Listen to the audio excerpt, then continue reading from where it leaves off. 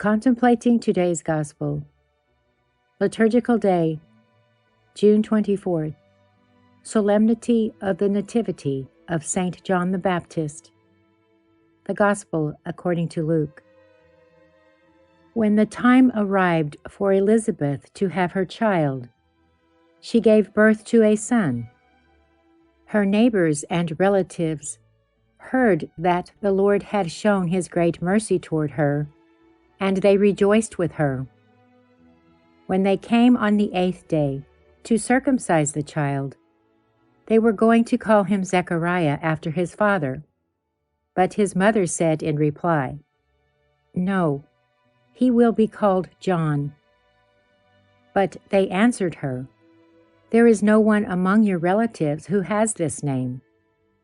So they made signs, asking his father what he wished him to be called.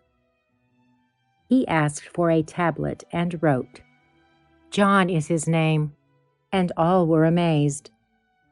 Immediately his mouth was opened, his tongue freed, and he spoke, blessing God. Then fear came among all their neighbors, and all these matters were discussed throughout the hill country of Judea. All who heard these things took them to heart, saying, "What then will this child be? For surely the hand of the Lord was with him." The child grew and became strong in spirit, and he was in the desert until the day of his manifestation to Israel. Commentary by Father Joan MARTÍNEZ Porcel, Barcelona, Spain. The child grew and became strong in spirit.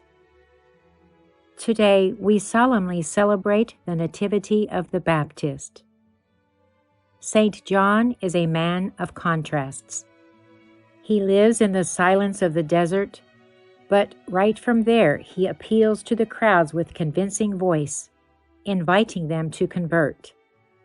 He is humble enough to say he is only the voice, not the word. But he does not mince his words, and dares to accuse and denounce all injustices, even to the very king. He urges his disciples to meet with Jesus, but he does not mind rebuking King Herod while he is in prison. Silent and humble, he is also strong and courageous enough to shed his blood. John the Baptist is a great man, the greatest of them all, as Jesus himself will say in praise. But he is only Christ's precursor. Perhaps the secret of his greatness is the realization of knowing he has been chosen by God. This is how the evangelist explains it. The child grew and became strong in spirit, and he was in the desert until the day of his manifestation to Israel. All his childhood and youth was marked by the understanding of his mission to provide testimony, which he does by baptizing Christ in the river Jordan, by favorably disposing the crowds for the Lord, and, at the end of his life, by shedding his blood in favor of the truth. With our knowledge about John, we could answer the question his contemporary was wondering about.